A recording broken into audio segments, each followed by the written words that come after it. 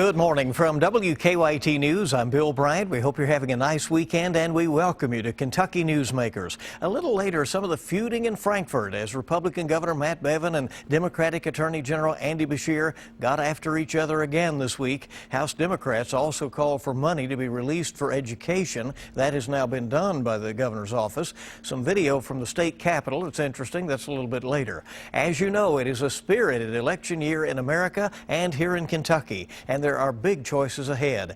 In central Kentucky, Republican Congressman Andy Barr is seeking a third term in Washington. Barr will be with us on Kentucky Newsmakers later in October. Today's guest is his Democratic challenger, Nancy Jo Kemper.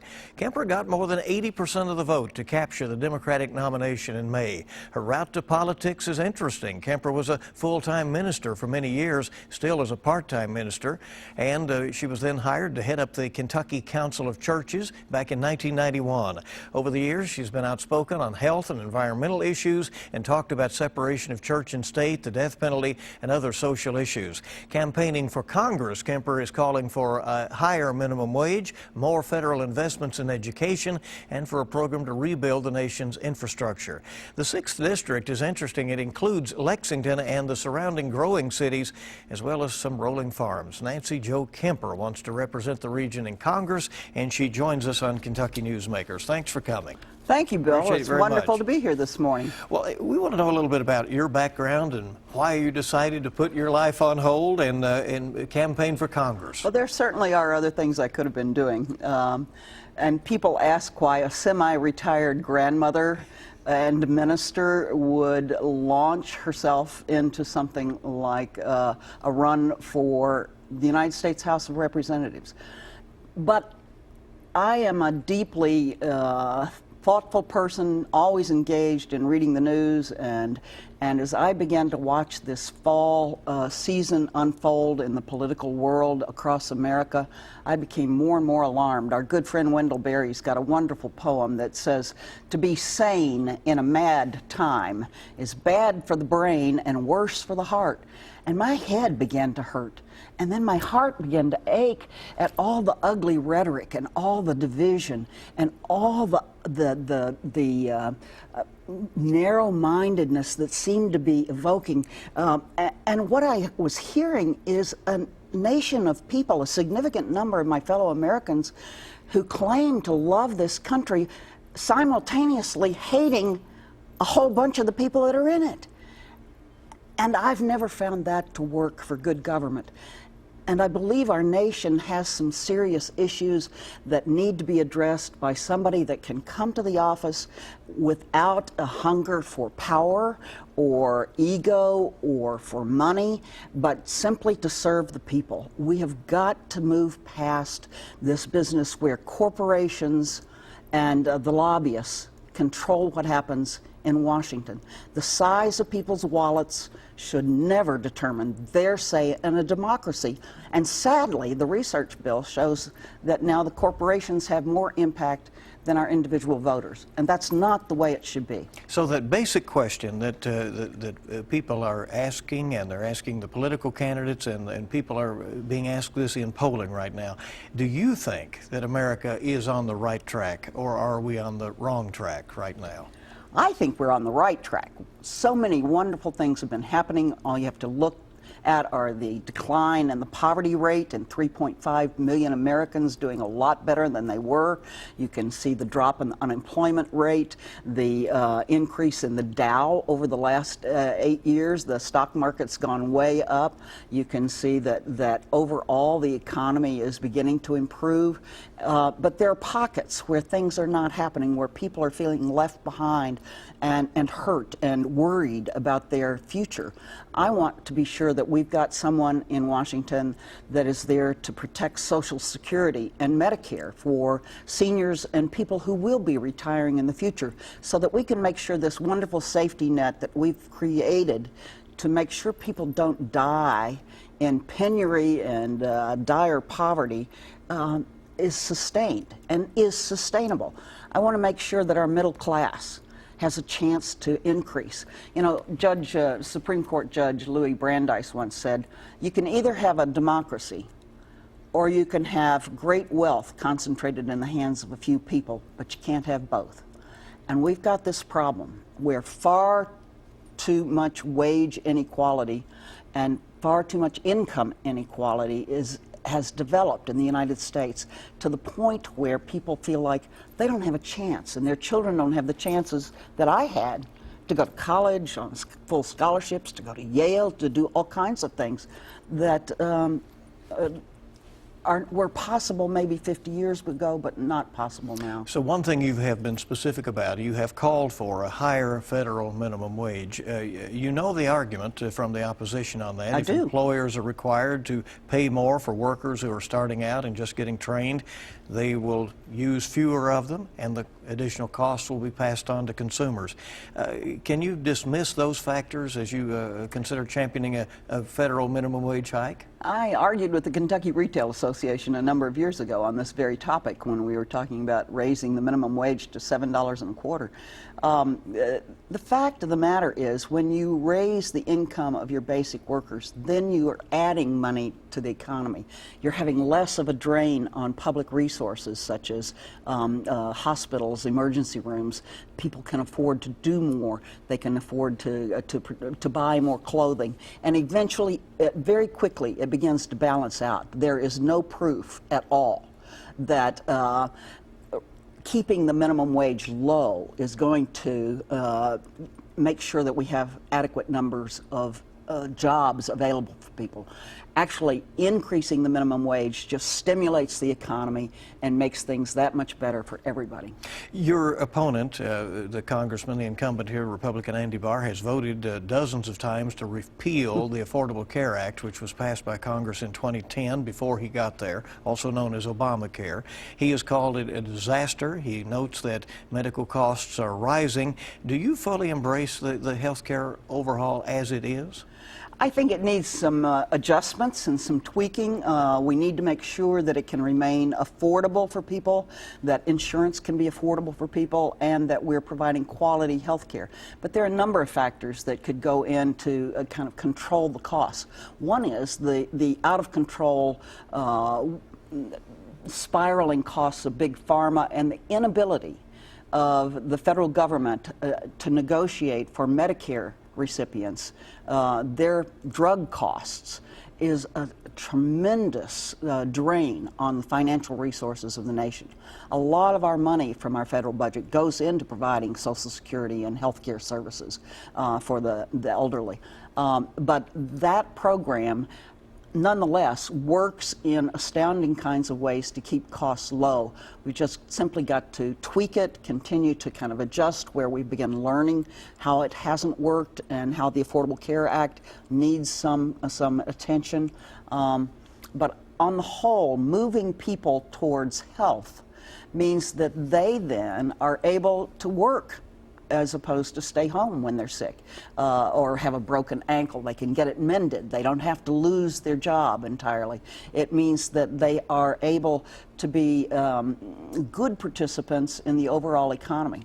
Do you think Kentucky should stay with the expansion of Medicaid? Absolutely. Governor Bevin's waiver requirement is, as Sandy Overly, our majority leader of the Democratic Party here in Kentucky, says, is an apple a day program. It's an apple a day to keep the doctor away.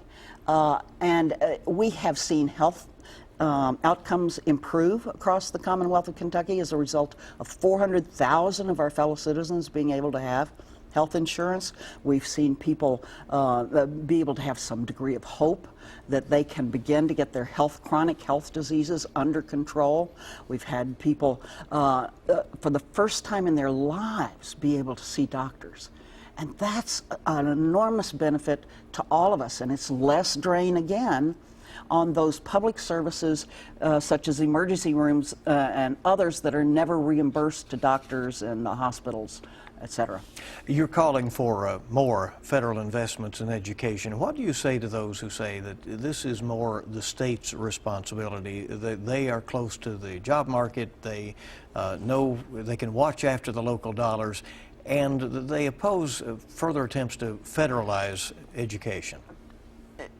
The 1965 Federal Education Act was designed to allow the federal government to help contribute to states' programs in education, especially where there were high pockets of folks who did not speak English and of deep poverty. And that's the primary area where the federal government invests in the field of education. Otherwise, it is a state program. I'd like to see business come together with the federal government and with state governments to say, because it's in all our interests to help our children be able to advance. I listened the other day on NPR to talk about the girls in India working so hard to get 97, 98, 99 points on their standardized tests so they could get into college. If we could get children excited about learning and know that their future depends on that, and that they could have an exciting future if they do well in school, but that's got to begin with early childhood education, and I think that's where the federal government could make a significant contribution, because we're failing our little kids. They're not ready for school. You made glancing reference to higher education a little bit earlier. I did. There has, you know, the Democratic presidential nominee now has sort of co-opted the stand of her opponent in the primaries, Bernie Sanders, and is now calling for, at some point, free tuition to public colleges and universities. Is that practical without just a significant increase in taxes? I'm not sure it is, but I do know that, for example, if we closed the carried interest tax loophole that's provided to hedge fund managers and others at that top 1%, that we could provide 4 years of free college tuition for several 100,000 Americans. But college isn't for everyone. I think we need to look at how we can invest in vocational training, and we need to get vocational training back in the high schools. When we dropped that out, we lost something probably significant of helping young people discover talents and skills they might have. We need to be able to provide significant help for them to get launched. And then the other piece that goes with that is that our banks are reaping millions of dollars of interest on student debt. It's absurd. When young people have to pay 6, 8, 12% interest on their student loans, when we can finance a mortgage or refinance our homes for under 4%, that means we are robbing our young people and preventing them from participating in this economy in meaningful kinds of ways. They can't buy houses, they can't buy cars, they can't go out to eat as often. They're struggling just to pay those debts. Sometimes they're as much as 30 and 40% of their incomes, far more than housing would be. And so we must do something about that to allow our students. If we could do that, we could make college a whole lot more affordable. Nancy Jo Kemper is with us on Kentucky Newsmakers. She's running for Congress in the 6th District. She is the Democratic nominee. We'll have some more questions, national security, and how she plans to try to win this race against an incumbent. Coming up on WKYT. We welcome you back to WKYT's Kentucky Newsmakers, and we are visiting today with Nancy Jo Kemper, the Democratic nominee for Congress in the 6th District here in central Kentucky, and she is up against the Republican incumbent Andy Barr. He'll be with us later in the month. As you've traveled the 6th District, it is interesting. We talked about it's the city of Lexington, the growing cities and towns around it, like Richmond and Winchester and Georgetown and Nicholasville and Versailles. Things are happening in those communities. Frankfort is in it. An interesting district to run in, isn't it? It is, but it goes out to Menifee, Powell, Estill, Wolf, which is one of the poorest counties in the country and in our state, to Bath and Robertson counties, a little bit of Harrison County. I've learned lots of things. We're one of the largest producers of cattle east of the Mississippi, and cattle is an important agricultural product here in central Kentucky, along with our thoroughbred industry, which I think continues to be the crown jewel of the bluegrass, and that we want to make sure is protected and can continue to offer the kind of amazing tourism things. But we have the Red River Gorge in the 6th District. You know, we have not capitalized enough on that. $3 million in the last year has come in, I think, to Powell County from rock climbers from all over the country. We need to develop, a Dolly Parton land, whatever she calls her place. I don't know what it is. Dollywood. Dollywood, there we go. Or a Gatlinburg at the Red River Gorge, and Natural Bridge. We need to enhance all of that. Even in our Natural Bridge State Park, the gift shop doesn't sell local crafts. There are all kinds of ways in which we can stimulate the local economy in this most beautiful and amazing region of the country. This may be where some of your constituents come to butt heads on some things. I remember some years ago there was talk of a chairlift in the Red River Gorge, and environmental groups said that would be too disturbing to the natural beauty of that area. So now you talk about an amusement park. I'm not talking so much about an amusement park as I am talking about significant tourism development, and for horseback riding, and for to really advertise what we've got, and some development of good restaurants and nice places to stay and chalets that people can look out over these things. And maybe a lift or two wouldn't be a bad idea if they were environmentally sensitive, in the sense of trying to bring people in to appreciate what nature has to offer us. National security is a major issue in the world right now, and for our country, with ISIS and other groups threatening the homeland. How does America get at that? How much effort would and money and resources would you be willing to put forth? It is expensive militarily, the intelligence that is required, but we have to do it, right? Absolutely. Somewhat wit the other day said something about, it's an absolutely impossible situation, but it's almost impossible to figure out what to do about what's impossible, and especially when your allies are impossible as well. And so we've got this terrible conundrum. I'm not sure what the solution's going to be. We've tried a number of routes. A lot of them are failing. I think that every time there are ugly, racist, anti-Islamic statements here in the United States that defame our wonderful Muslim neighbors that live here in the United States, that just heightens the hostility to the United States rather than seeing us as a potential peacemaker and friend. The problem is deeply rooted. It goes, and this is another gift that I think I bring as a potential candidate for Congress. I know something about religion and the dynamic impact that religion has now on world affairs. And until the Shia and the Sunnis can begin to resolve their problems, then we are going to continue to see one little group after another pop up through that Middle East. We made a mess after World War II through the Balfour decisions when we created those nations and false borders that made no sense, and it's just going to continue to be there. I think actually international aid is going to be more helpful than anything else. Coal, there's no coal mine in the 6th District, but coal was a major issue in the defeat of Democratic Congressman Ben Chandler in 2012 by Andy Barr, a congressman now, who made an issue of it. Is that an issue in this election?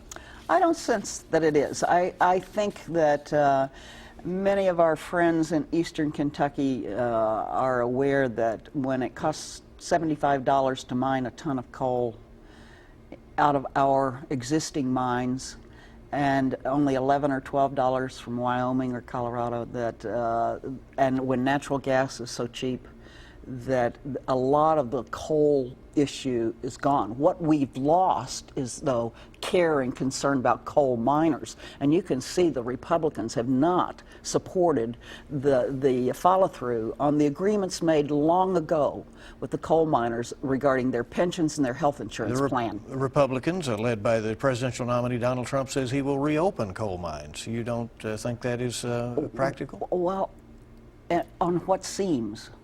Most geologists will tell you that most of the Kentucky seams are too thin to adequately produce a lot of coal anymore. What we've got to do is to restructure, invest in our people, invest in those communities to bring them new jobs.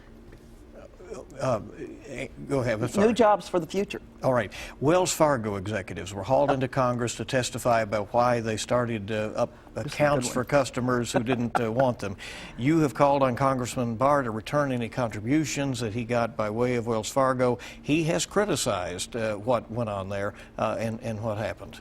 Yesterday, the Wells Fargo president, CEO, did testify before the House Banking and Finance Committee, and Congressman Barr did condemn him rather roundly, but he did not admit that he's taken $10,500 in donations from Wells Fargo, and nor has he agreed to give those back. And they came probably from the great profits that Wells Fargo has achieved over the last 10 years as a result of their fraud. Congressman Barr wants to gut the Consumer Finance Protection Bureau, which found Wells Fargo guilty. It is the agency that has been charged since 2008 to protect consumers. Regulations, the other word for regulations, are protections. They are in the business of protecting us. And if we totally gut all of those regulations and put it under a bipartisan commission, then they are subject to political pressure. And it was created entirely to be fully independent, so that it couldn't be subject to those kinds of pressures. Just 30 seconds left. How do you win this election when you are behind in money? Your name recognition is not there, but yet you say you're energized and you're going to be hitting it hard. We are. We just believe that people are tired of Washington. Congress has a 17% approval rating, and Congressman Barr has a 25% effectiveness rating. His numbers are below 50%, and I am firmly of the belief that people want someone who's different, who's not a politician, who can represent all the people and not the corporations and special interests. Nancy Jo Kemper, Democratic nominee for Congress, thank you for coming. Thank you, Bill. Appreciate it. In just a moment, we'll be back and find out more about this week's chapter in the feud in Frankfort on Kentucky Newsmakers. Welcome back to Kentucky Newsmakers from WKYT. Even longtime Frankfort observers who've seen the battles over the last decades say they have never seen the likes of the feud between Republican Governor Matt Bevin and Democratic Attorney General Andy Beshear. This week, a text message that was sent from the governor to Beshear was made public by Beshear. Now, Bevin's team says it was altered by Beshear before it was released. It calls Beshear's office an embarrassment to the Commonwealth, and the governor's office stands by its words. We'll see that bit first from Beshear. And House Democrats called on the governor to release so-called Sikh education money. Before the Democrats held that announcement, the governor went before the cameras and called it all political. Then later in the week, his office released the millions of dollars that had been requested. Now, here's some of the week's back and forth. That's the type of negative, attacking behavior that we just don't need in state government. And the governor is such an important figure in Kentucky. I mean, in Kentucky, when the governor comes to a town, people bring their kids. It's an important role, and we need to have a positive role model in that spot that is not spouting negativism and vitriol and attacks. And I hope the governor realizes and embraces that role, and that we see a change. And you're going to hear people who are going to come here to this rotunda and for political purposes to try to make some kind of political gain. They're going to be hypocrites, and they're going to stand before you and tell you that this administration is not supporting higher education or K through 12 education. Again, several facts I want to close with. Never in the history of Kentucky has any administration put more absolute dollars, total dollars, toward K through 12 education than my administration has. Never in the history of Kentucky has any administration ever put so much money per pupil toward K through 12 education. Never in the history of Kentucky has there been a $100 million workforce development initiative which I put in place, and which, interestingly, Greg Stumbo, Speaker of the House, stripped out, and we had to fight to get back in again. And he's now suing me over this. And while there will be hypocrites that will come and try to make political hay by lying to you and telling you things that are not true, I would challenge you to understand the facts matter, And the facts are, I believe in Kentucky, I believe in Kentucky education, and we are investing heavily to ensure that we become the greatest version of ourselves that we can possibly be. Not correct. It couldn't be correct if you think about it, because he's only been in office for a year. Seems like longer than that. I'll grant you that it seems like a lot longer than that. But if you're looking at the appropriations that were made during the Beshear administration, 8 years, the Patton administration, 8 years, you obviously can't make that claim. Now, the SEEK formula rises. We try to fund it on an escalating scale. And he may be saying, well, this is the highest SEEK formula per pupil expenditure that the legislature has approved. But I think they have a fiduciary responsibility to these districts that receive the money that they're entitled to under the clear language of the budget. And if they fail to do that, they've effectively breached their fiduciary duty to these districts. So if they fail to ask, is that still the governor's fault? If I were the governor, I'd tell them to ask, or I'd send them the checks, and if I had to, I'd send the checks directly to the districts. I mean, he has, he could probably get that done, I imagine. Again, the governor did release that money, the SEEK money, at the end of the week. And that is Kentucky Newsmakers. We thank you for joining us on WKYT, and I'll see you bright and early this week on WKYT This Morning. Have a good week ahead.